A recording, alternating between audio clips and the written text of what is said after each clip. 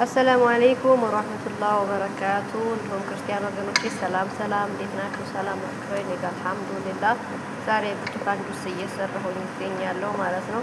ብዙ ጊዜ ምሳ ከበላች በኋላ ብርቱካን እዚህ አድርጌ አቀርብላታለሁ። ያለምንም ስኳር ያለምንም ነገር ማለት ነው። ራሱን ተፈጥሮአዊ ብርቱካን ትጠጣለች እላችኋለሁ። እና እንዴት ናችሁልኝ? ደግዬ ናችሁ ወይ? አብሽሩ በርቱ የመዳም ቅመሞች።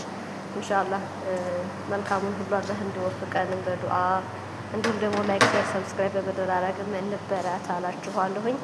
ውድ እህቶቻችን ከስደት ወደ ሀገራቸው ገብተው የተጠቀሟቸውን ነገሮች ሼር እያደረጉልን ይገኛሉ እና ከነሱ ብዙ ነገር መማር እንችላለን እና እንከታተላቸው። ቢያንስ ሀገር ቤት ገብተው እንዲህ ሰርች የተቀየርኩ የሚሉ ልጆች በአሁኑ ሰዓት በጅማ እንዲሁም ወሎ አካባቢ ብዙ ልጆች አሉና እነሱን እየተከታተል ከነሱ ትምህርት እንወስድላችኋለሁ።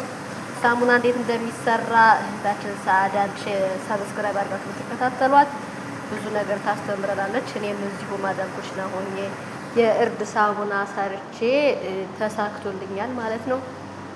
እንዲሁም ኦንላይን ደግሞ ሸቃሊት ሚዲያ የምታስተምረው ነገር በጣም ደስ የሚል ነገር ነው። አሁን ላይ ጀምራለች።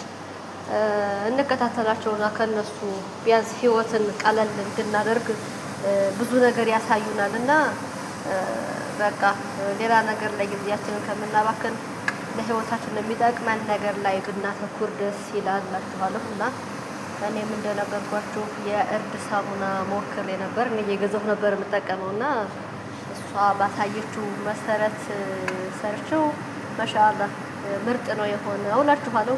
ቀጣይ ላይ እንዴት እንደሰራሁኝ አሳያችኋለሁ ኢንሻአላህ።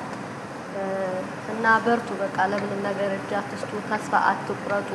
ይሄ ማድረግ አልችልም፣ ይሄ ውድ ነው፣ ይሄ እንዲህ ነው የምንለውን በቃ ዘዴ ብልሃት መጠቀም መቻል አለብን ማለት ነው። ህይወት ብዙ አቅጣጫዎች አሏት እላችኋለሁኝ። ቪዲዮዬን ስላያችሁልኝ አመሰግናለሁኝ። መልካም ቀን መልካሙን ወዲሆንላችሁ እመኛለሁ። ወሰላሙ አለይኩም ወራህመቱላሂ ወበረካቱ።